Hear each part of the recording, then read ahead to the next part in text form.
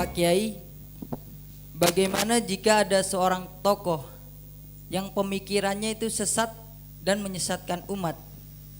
Apakah boleh menggunjing tokoh tersebut untuk kemaslahatan umat? Menggunjing atau juga ghibah. Ghibah dalam Islam itu ada dua macam. Ghibah yang diharamkan dan ghibah yang diperbolehkan. Menggunjing itu ada dua macam. Menggunjing yang diharamkan dan menggunjing yang dihalalkan. Ya. Kalau menggunjing yang diharamkan itu adalah aib pribadi misalnya, ya dah.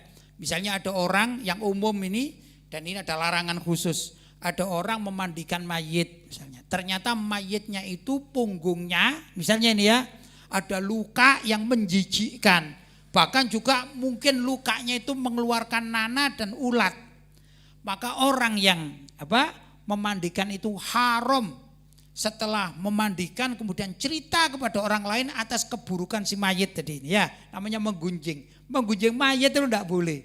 Ya, mayit tadi itu aku mandikan, baunya ndak enak, bahkan ini mengeluarkan nanah di punggungnya, ada ulatnya. Kira-kira ini hukuman apa itu? Dia menyebut namanya. Siapa itu?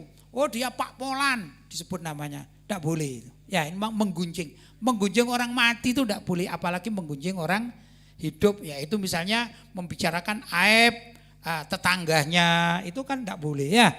Nah, tapi ada menggunjing yang diperkenankan.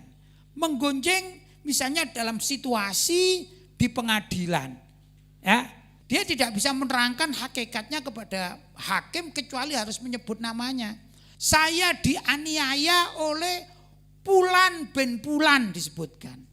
Adapun cara dia menganiaya, saya dicakar dan kukunya ini sampai berdarah. Walhasil dia menceritakan, terpaksa harus menggunjing dia. Ini boleh, paham?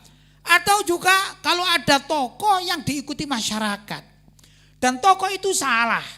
Misalnya ada tokoh yang diikuti atau punya jamaah lah gitu 10.000 orang misalnya, kan banyak 10.000 orang ya dah.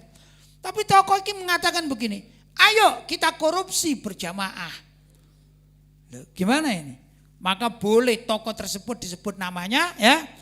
Jangan ngikuti Pulan bin Pulan ya. Karena Pulan bin Pulan ini mengajak kita korupsi bersama atau berjamaah.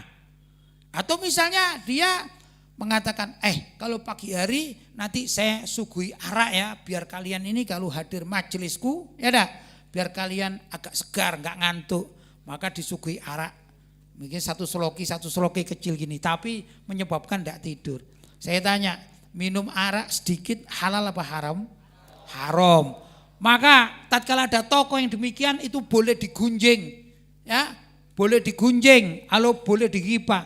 Kamu jangan hadir di majelis itu, karena majelis itu kalau pagi sebelum mengajak pengajian itu minum arak. Alasannya karena supaya tidak ngantuk. Padahal minum arak walaupun sedikit sudah haram. Apa itu? Kullu ma'iin muskirin najasun. Setiap benda cair yang memabukkan itu najis. Wa qaliluhu wa katsiruhu haramun. Minum sedikit atau banyak dari barang yang najis itu hukumnya haram. Ya, maka orang tersebut boleh digunjing karena mengajak ke haraman secara berjamaah. Begitu ya. Jadi ada kriteria-kriteria tertentu. Kalau yang ditanyakan apakah tokoh yang mengajak kemaksiatan secara umum ya, dengan di depan publik, apakah boleh digunjing? Boleh hukumnya. Agar apa? Maksudnya agar masyarakat tidak mengikuti kerusakan, kesesatan tokoh tersebut. Itu yang diperkenankan salah satunya. Jelas? Baik.